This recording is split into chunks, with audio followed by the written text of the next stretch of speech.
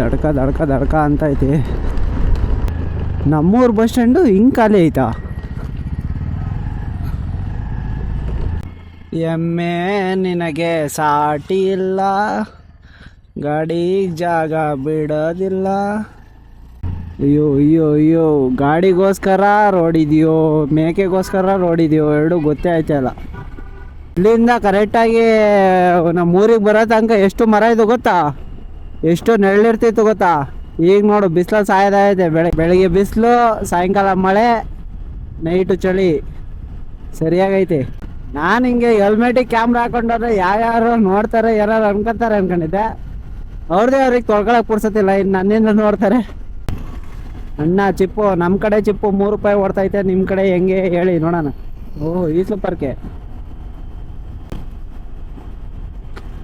ಈ ಥರ ಸೈಕಲ್ ತುಳಿದು 6 ಪ್ಯಾಕ್ ಬಂದ್ಬಿಡೋದು.